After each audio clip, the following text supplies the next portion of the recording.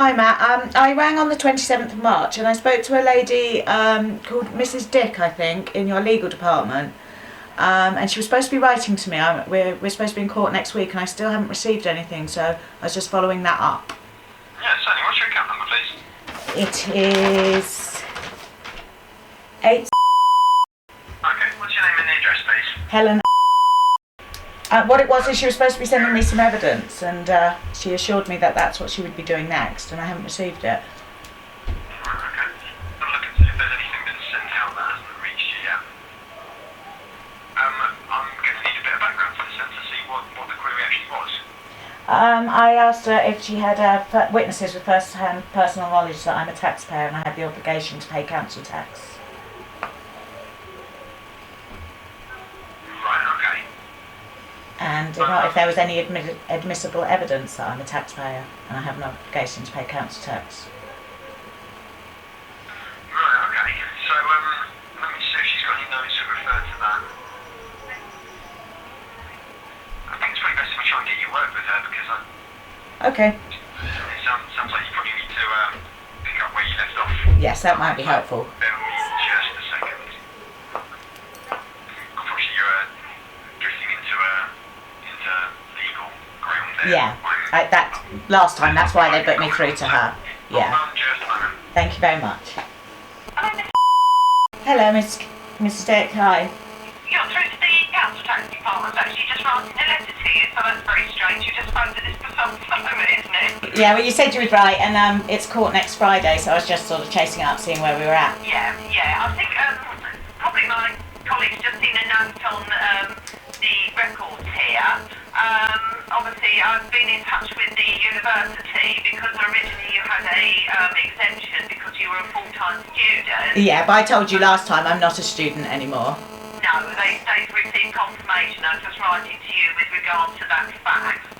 I informed you of that last time, so, you know, that's okay. Well, we haven't had anything back from on the you. phone last time, when you asked me, I told you I wasn't no longer a student. Right, okay. Anyway, I've got confirmation of the date, so I've made a small adjustment to your council tax charge. Also, I don't think you were in receipt of single resident discount, and I presume you're still sole occupier of the property? I am. Right, okay. So there's been an adjustment done on that for you, which has reduced the outstanding amount now for last year down to £687.23. And obviously you've got the charge as well from April of this year, so there will be a revised bill coming out to you with regard to that matter. Yeah, but when we spoke before, I asked you what evidence you were relying on that I was a taxpayer and I was eligible to pay council tax, and you assured me you'd send me some evidence about that. Yes, I was just about to do that. That's what I'm writing to you now. Can you tell? So you've got some evidence then that you've got some admissible evidence that I'm a taxpayer and I have an obligation to pay council tax. You were talking about something about torts and things last time. That doesn't actually apply in council tax. I was asking you whether I asked you whether or not there was a voluntary. The obligation requires my voluntary cooperation, which you said it didn't. No, it doesn't. I asked you whether it was irrefutable that I am a taxpayer eligible to pay council tax, and you said that it was irrefutable. Is that correct? Well, basically, as the owner of the property and the resident of the property, you are liable to pay council tax, yes. And that applies to everybody. Can you provide me with some evidence and proof that 26 currently is and ever was within the Petty Sessional Division of Worthing, within Arun District Council at the time alleged liability was created?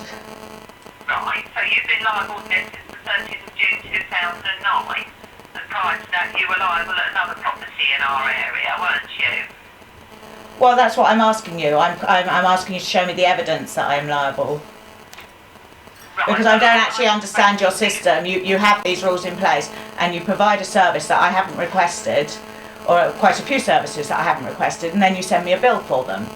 And that's fair enough if you're allowed to do that, but I do actually want to see the evidence that my property is within Arun District Council, and also the duly authorised officer of Arun District Council who has made and filed an alleged claim against me. I would like their details as well. Right. But it, well, I mean, you've obviously told us you're the owner of the property.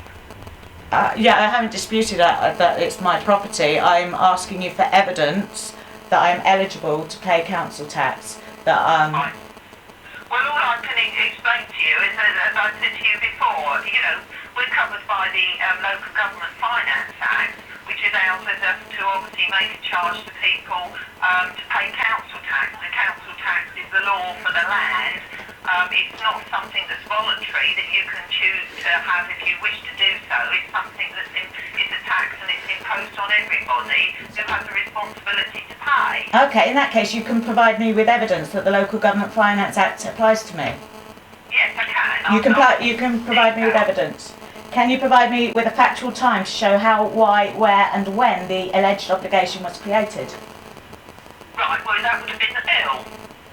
The bill means that the Government Finance Act applies to... How can the bill mean that the Act applies to me? I'm asking for evidence that your Local Government Finance Act actually has anything to do with me at all, or, you know, what is... Yeah, I'm not saying it doesn't. I'm just asking for my peace of mind and clarification, because you're taking me to court. I would like to see the evidence, because it can't just be your opinion, your arbitrary opinion that you've pulled out of thin air. There must be facts and evidence to base that up. Yes, okay. As I said, that's covered by the Local Government Finance Act.